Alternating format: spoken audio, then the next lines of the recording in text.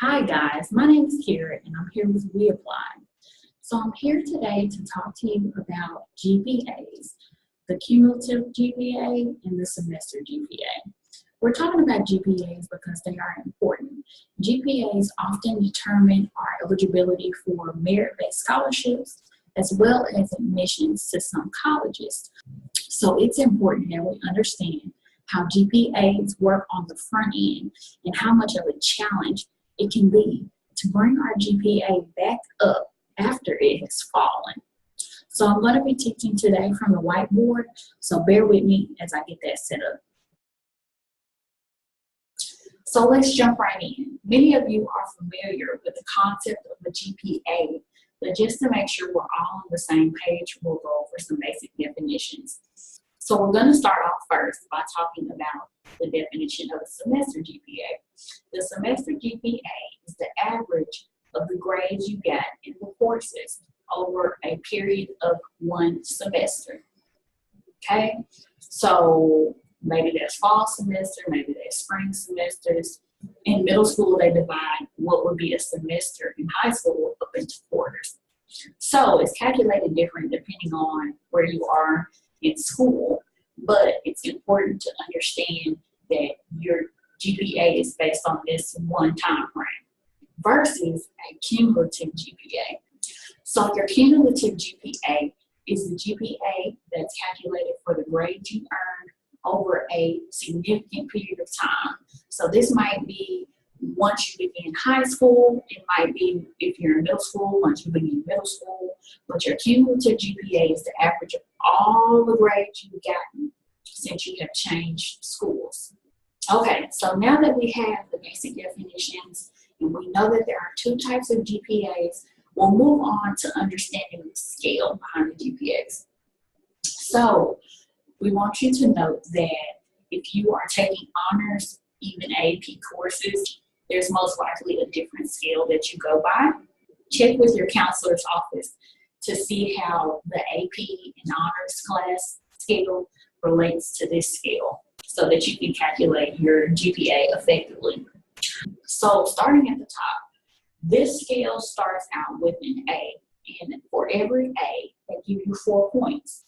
Okay, so hence, when you get all A's, you will get a 4.0.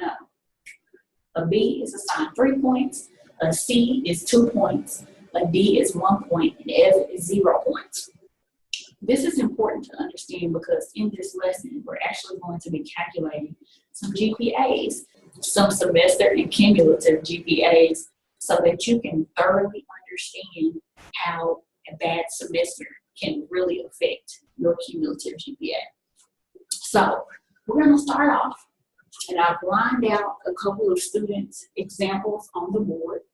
So we have student 1 is at the top, and then student 2 is at the bottom. So we'll just kind of briefly go over their grades. These are all grades from 3 semesters. So you see semester 1, 2, and 3 for each student. And then over here, we'll go over this in a second, but I've lined out the semester GPA versus the cumulative GPA. So student 1 has done fairly well for themselves. You know, as we breeze over semester 1, 2, and 3, we see that they've pretty much gotten A's and B's every time except for semester 3 where they got a C. Okay? So student 1 is pretty much A's and B's, they're a C. Student 2 starts off very well. They have, you know, all A's in semester 1, they got all A's in semester 3, but semester 2 is a hard semester for student 2, okay? They got a C, another C, a B, a D, and an F. So which student do you think would have the higher GPA? And I'll give you a second to think about that.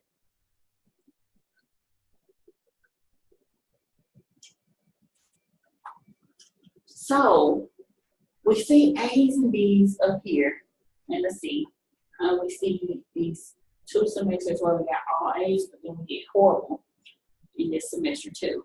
So let's go over here to the calculations to really see how these numbers played out and how they affect these students. So on student number 1, we're starting out in this lesson is geared to teach you how to calculate your semester GPA and your cumulative GPA. So basically, using this scale, if we know that an A is assigned 4 points, a B is 3, a C is 2 points, a D is 1 point, and an F is 0 points. We can go through here and assign numbers to these letters. So essentially, instead of letters, I would replace these with numbers. So an A is 4, so I got 4 points here, 3 points here, 4 points here, 4 points here, 3 points here. In semester 2, I have 3 points here, 3 points here, 3 points here, 4 points there, and 4 points there. And I can go through and do that with all of these semesters, right? So if I'm calculating my semester GPA, then I'm going to replace these letters with the numbers from the scale, and I'm going to divide it by how many classes I have for the semester. So going over to calculate student 1 semester GPAs. First, these numbers, these grades, when converted to the numbers on the scale, add up to 18. And they have 5 classes. So their semester GPA calculates to be at 3.6. Semester 2, their total with these letters calculated to the scale, the total number is 17. And they have 5 classes this semester. So their semester GPA is a 3.4. Same with semester 3. When you replace these letters with these numbers, the total is 17. And again, they have 5 classes. So they land with 3.4.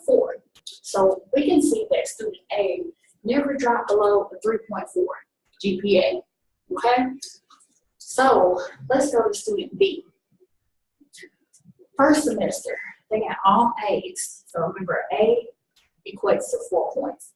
So I replace all these A's with 4s, calculate the total number of points, I get 20.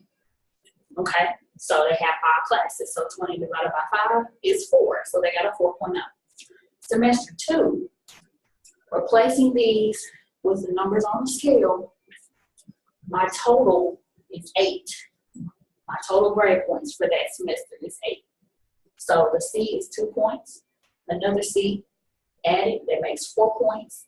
A B is 3, that makes 7 points. A D is 1 point, that makes 8. And the F gets no points, so that makes plus 0. So your total is 8. Divided by 5 classes. 8 divided by 5 is 1.6. So that's their semester GPA. There's a 1.6 for that semester 2. That's pretty low, isn't it? Yes. We're going to see how that plays out in a second. Semester 3, they're back to their normal of having all A's. So again, the total is 20, and they have 5 classes. So again, they got 4.0. Okay? So now that we know what the GPAs look like for both of the students, so up here, this student got no less than 3.4, and their highest was a 3.6 GPA. Down here, the lowest for this student was a 1.6, and the highest they got was a 4.0, and they even got a 4.0 in 2 semesters. So let's go back to student 1, and let's look at the cumulative GPA. So starting out, how to calculate your cumulative GPA is, again, you replace these letters with numbers, but I'm going to divide it by the number of classes I've had over a period of time.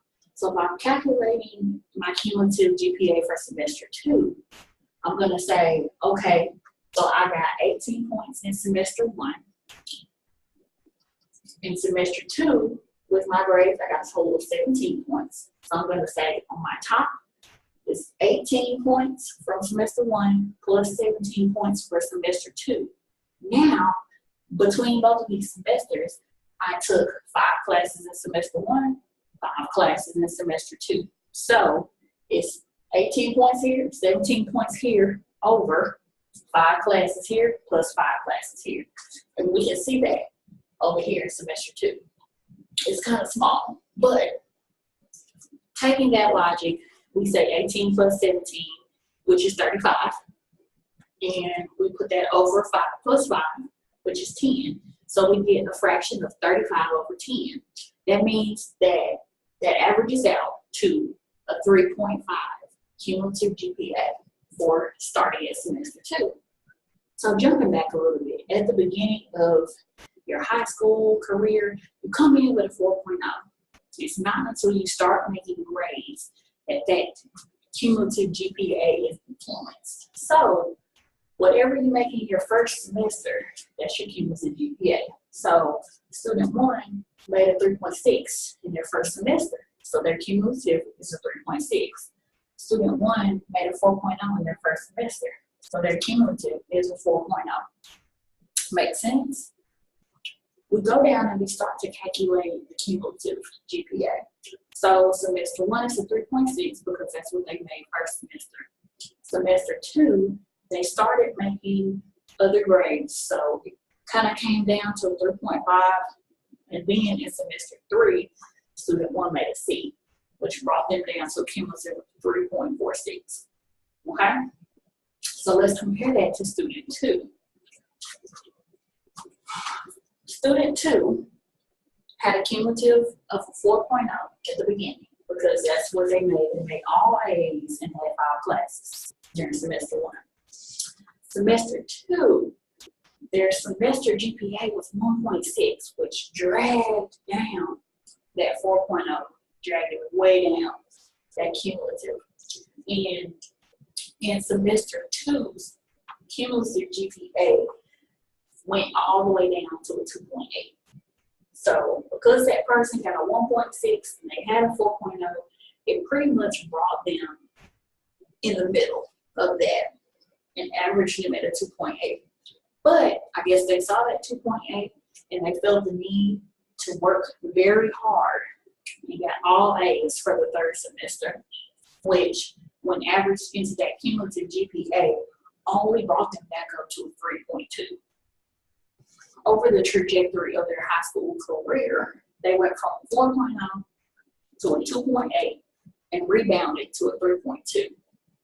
Notice how significant the drop is from the semester which they did good in to the semester that they did bad in.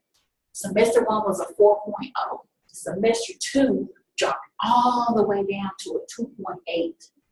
That is a significant drop. That is a 12-point drop in GPA. Okay, so that's important to note. They dropped 12 points between one semester. Now, when they rebounded in semester 3 and got all A's, the rebound was not as great as the drop. So they dropped 12 points here, and they only rebounded about 4 points, 4.2 points. They had a 2.8 in semester 2, but they had a 3.2 in semester 3. So they dropped 12 points and they rebounded 4. Hopefully this lesson has given both the parent and the student an awareness of how GPAs and cumulative GPAs are calculated. If I'm more aware of how a GPA is affected negatively and how much of a challenge it can be to bring it back up, then I'm less likely to let it fall. All in all, protect your GPA like it's your life position, because it really is. That's the key to merit-based scholarships. That's the key to getting into the college that you want to. And going back to student number 2. They had a 4.0. Now, 4.0 is a great GPA to apply to Ivy League colleges with. When you drop to a 3.2, it brings you significantly out of the running. When you drop to a 3.2 GPA, it brings you significantly out of the running because the students that apply to these colleges have very competitive GPAs, test scores, extracurricular activities. So it's my goal to go to a college with a low acceptance rate. I need to make sure that this GPA stays as high as it can be. Okay? So if you guys have any questions, please visit us in the forum. We look forward to hearing from you there. Let us know how we're doing. We're hoping that you're learning something. And as always, we'll see you in the next video. Thanks for listening.